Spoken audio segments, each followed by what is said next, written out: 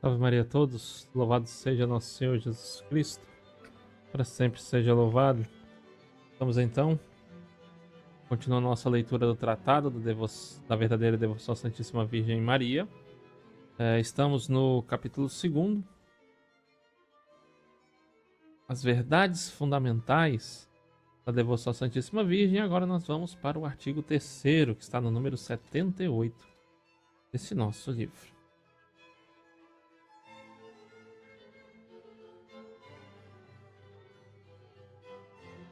Artigo 3º. Devemos despojar-nos do que há de mal em nós. Terceira verdade: nossas melhores ações são ordinariamente manchadas e corrompidas pelo fundo de maldade que há em nós. Quando se despeja água limpa e clara em uma vasilha suja que cheira mal, ou quando se põe vinho em uma pipa cujo interior está azedado por outro vinho, e aí antes se depositara a água límpida e o vinho bom, adquirem facilmente o mau cheiro e o azedume dos recipientes. Do mesmo modo, quando Deus põe no vaso da nossa alma, corrompido pelo pecado original e pelo pecado atual, suas graças e orvalhos celestiais, ou o vinho delicioso de seu amor, estes dons divinos ficam ordinariamente estragados ou manchados pelo mau germe e mau fundo que o pecado deixou em nós. Nossas ações, até as mais sublimes virtudes, disto se ressentem. É, portanto, de grande importância para adquirir a perfeição que só se consegue pela união com Jesus Cristo, despojar-nos de tudo que de mal existe em nós. Do contrário, nosso Senhor, que é infinitamente puro e odeia infinitamente a menor mancha na alma, nos repelirá e de modo algum se unirá a nós. Então precisamos lutar contra o mal que há em nós. Preciso combater para que a graça de Deus dê o seu fruto, né? Então, despojar-nos de nós mesmos é necessário nesse despojamento de si. Por isso, esses 12 dias, nós estamos entendendo, meditando que há um mal em nós. É necessário, por isso, servir a Virgem, ou se é escravo do demônio, ou se é escravo de Jesus Cristo, através de Maria. Para despojar-nos de nós mesmos é preciso conhecer primeiramente e bem, pela luz do Espírito Santo, nosso fundo de maldade, nossa incapacidade para todo o bem, nossa fraqueza em todas as coisas, nossa inconstância em todo o tempo, nossa indignidade de toda graça e nossa iniquidade em todo lugar.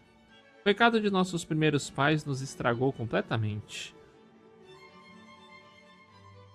Nos azedou, inchou e corrompeu. Como o fermento azeda, enche e corrompe a massa em que é posto. Assim, os pecados atuais que cometemos, sejam mortais ou veniais, perdoados que sejam, aumentam em nós a concupiscência, a fraqueza, a inconstância e a corrupção, deixando maus traços em nossa alma. Nosso corpo é tão corrompido que o Espírito Santo o chama de corpo do pecado, concebido no pecado, nutrido no pecado, e só apto para o pecado, cujo sujeito a mil e mil males que se corrompe sempre mais cada dia e que só engreda a doença, os vermes, a corrupção.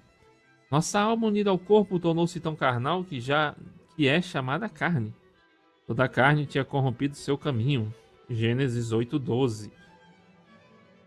Nós falamos também que são 3 as concupiscências do homem, né? São 3 as coisas que tentam o homem: a carne, o demônio e o mundo. Toda a nossa herança é orgulho e cegueira no espírito, endurecimento no coração, fraqueza e inconstância na alma, concupiscência, paixões revoltadas e doenças no corpo. Somos naturalmente mais orgulhosos que os pavões, mais apegados à terra que os sapos, mais feios que os bodes, mais invejosos que as serpentes, mais glutões que os porcos, mais coléricos que os tigres e mais preguiçosos que as tartarugas, mais fracos que os caniços e mais inconstantes do que o catavento. Tudo que temos em nosso íntimo é nada e pecado. Só merece a ira de Deus e o inferno eterno. Depois disto, por que nos admirar de ter nosso Senhor dito que quem quisesse segui-lo devia renunciar a si mesmo, odiar a própria alma? Aquele que amasse a sua alma perderia, e quem a odiasse se salvaria. A sabedoria infinita, que não dá ordem sem motivo, só ordena que nos odiemos porque somos grandemente dignos de ódio. Só Deus é digno de amor, enquanto nada há mais digno de ódio do que nós. Em segundo lugar, para despojar-nos de nós mesmos, é preciso que todos os dias morramos para nós. Isto é, importa renunciarmos às operações das faculdades da alma e dos sentidos do corpo. Precisamos ver como se não víssemos. Ouvir como se não ouvíssemos. E servir-nos das coisas deste mundo como se não o fizéssemos. São Paulo chama morrer todos os dias, quotidie morior. Se o grão de trigo caindo na terra não morrer, fica só, e não produz fruta apreciável. Nisi grano frumenti cadens in terra mortum fuerit ipsum solo manet. Não morrermos a nós mesmos, e se as mais santas devoções não nos levarem a esta morte necessária e fecunda, não produziremos fruto que valha. Nossas devoções são inúteis. Todas as nossas obras de justiça ficarão manchadas por nosso amor próprio e nossa própria vontade. E Deus abominará maiores sacrifícios e as melhores ações que possamos fazer. Na hora da nossa morte, teremos as mãos vazias de virtudes e de méritos, e não brilhará em nós a menor centelha do puro amor? Que só é comunicada às almas mortas a si mesmas, almas cuja vida está oculta com Jesus Cristo em Deus. Em terceiro lugar, é preciso escolher entre todas as devoções da Santíssima Virgem a que nos leva com mais certeza a este aniquilamento do próprio eu, e esta será a devoção melhor e mais santificante, pois é mister reconhecer que nem tudo que reluz é ouro, nem tudo que é doce é mel, e nem tudo que é fácil de fazer e praticar é o mais santificante. Do mesmo modo que a natureza tem segredos para fazer em pouco tempo, sem muitos gastos e com facilidade, certas operações naturais, há segredos na ordem da graça pelos quais se fazem em pouco tempo, com doçura e facilidade, operações sobrenaturais, como despojar-nos de nós mesmos, encher-nos de Deus e tornar-nos perfeitos. A prática que quero revelar é um desses segredos da graça, desconhecido da maior parte dos cristãos, conhecido de poucos devotos, praticado e apreciado por um número bem diminuto. Antes de abordar esta prática, apresento uma quarta verdade, que é consequência da terceira. Então, o artigo 4º, vimos o terceiro, agora o artigo 4º. Temos necessidade de um medianeiro junto ao próprio medianeiro, que é Jesus Cristo. Então, quarta verdade, é muito mais perfeito porque é mais humilde tomar um medianeiro para nos aproximarmos de Deus, Às vezes os protestantes nos contestam, Alguns católicos poderiam argumentar, não seria mais perfeito chegar, ir direto a Deus? E a gente pode responder, que não. O mais perfeito é ir através de Maria. Se nos apoiarmos sobre os nossos próprios trabalhos, habilidade e preocupações para chegar a Deus e agradar-lhe, é certo que todas as nossas obras de justiça ficarão manchadas e peso insignificante terão junto de Deus, para movê-lo a unir-se a nós e nos atender, pois, como acabo de demonstrar, nosso íntimo é extremamente corrupto. E não foi sem razão que ele nos deu medianeiros junto de sua majestade. Viu nossa iniquidade e incapacidade, apiedou-se de nós, e para dar-nos acesso às suas misericórdias, proporcionou-nos intercessores poderosos junto de sua grandeza. De sorte que negligenciar esses medianeiros e aproximar-se diretamente de sua santidade tem outra recomendação é faltar ao respeito a um Deus tão alto e tão santo. É menosprezar este Rei dos Reis. Como não se faria a um rei ou um príncipe da terra, do qual ninguém se aproximaria sem a recomendação de um amigo? Nosso Senhor é nosso advogado e medianeiro de redenção junto de Deus Pai. É por intermédio dele que devemos rezar com toda a igreja triunfante e militante. É por intermédio dele que obtemos acesso junto de Sua Majestade, em cuja presença não devemos jamais aparecer, a não ser amparados e revestidos pelos méritos de Jesus Cristo, como Jacó revestiu-se de pele de cabrito para receber a bênção de seu pai. Mas temos necessidade de um medianeiro junto do próprio medianeiro? Será a nossa pureza suficiente para que nos permita unir-nos diretamente a Ele e por nós mesmos? Não é Ele, Deus, em tudo igual ao Pai e por conseguinte o Santo dos Santos? Fica a pergunta, né? Então, temos que nos recomendar aos santos. Deus é o Senhor dos senhores, é o Santos dos santos. Digno, né? E por conseguinte, de Santo dos santos, digno de tanto respeito como seu Pai.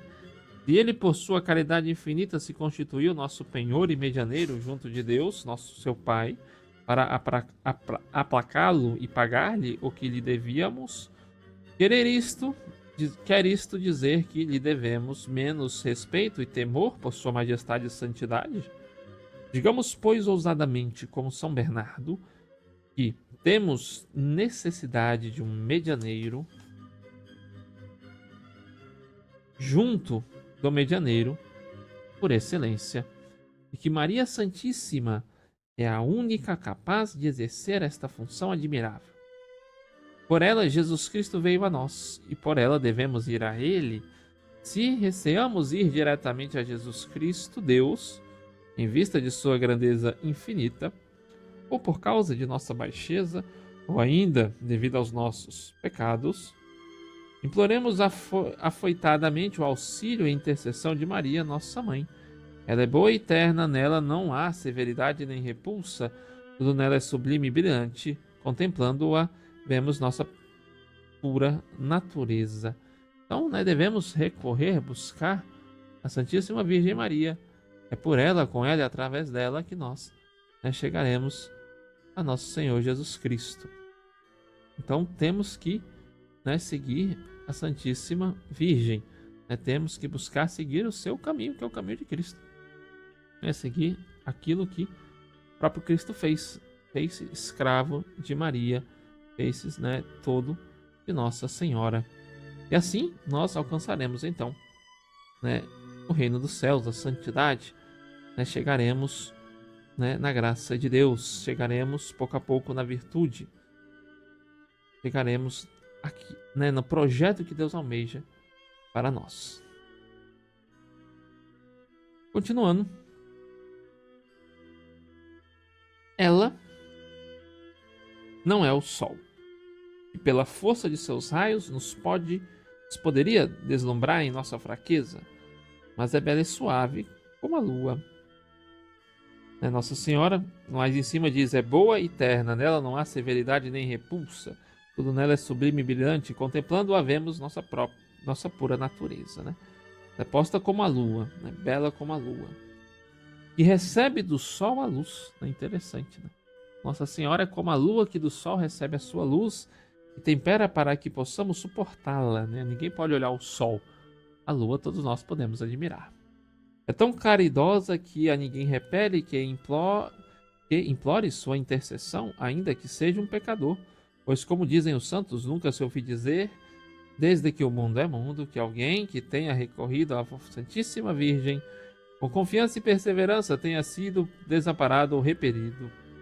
Ela, tão poderosa, que jamais foi desatendida em seus pedidos, basta-lhe apresentar-se diante de seu filho para pedir-lhe algo, e ele só ouve o pedido para logo conceder-lhe o que ela pede.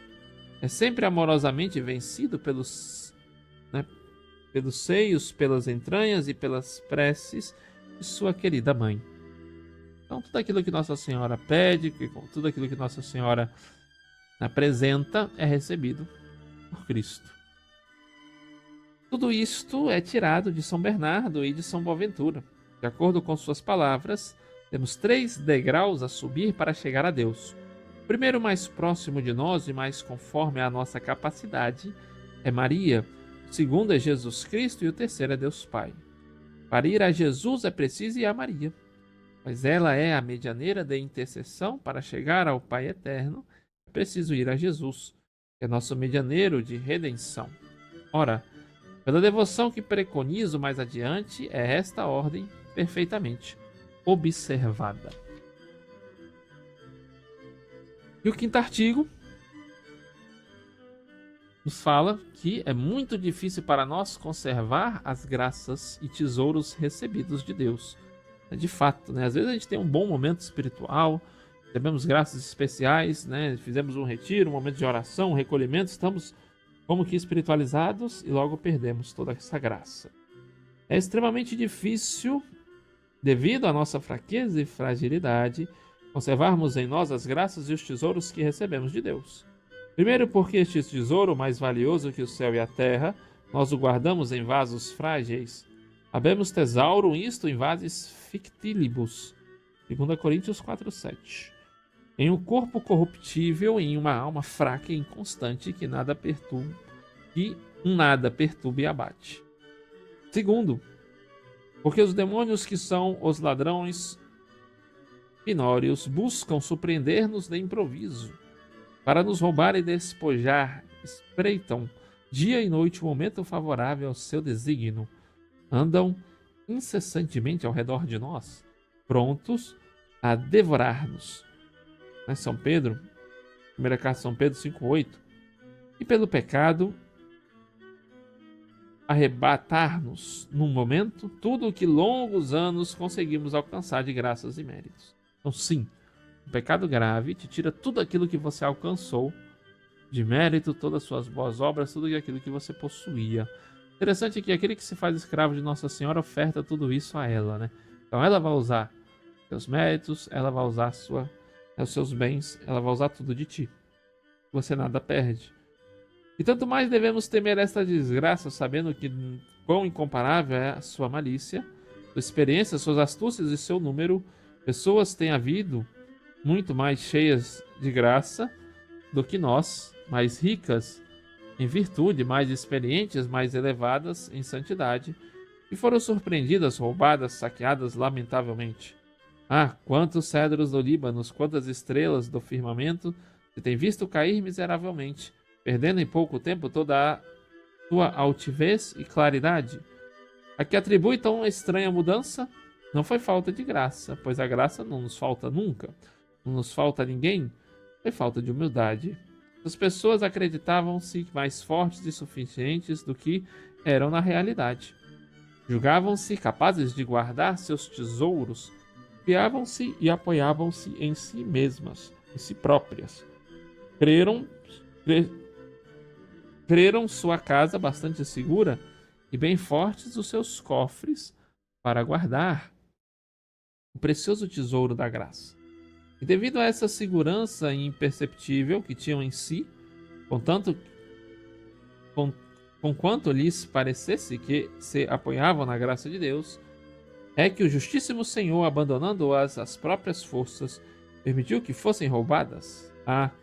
Tivessem conhecido a devoção admirável que vou expor, em seguida teriam confiado seu tesouro à Virgem poderosa e fiel, que o teria guardado como seu próprio bem, fazendo mesmo disso um dever de justiça. Terceiro e último número, antes do capítulo 3º, que já está para ser iniciado amanhã. No terceiro ponto, nós temos o seguinte: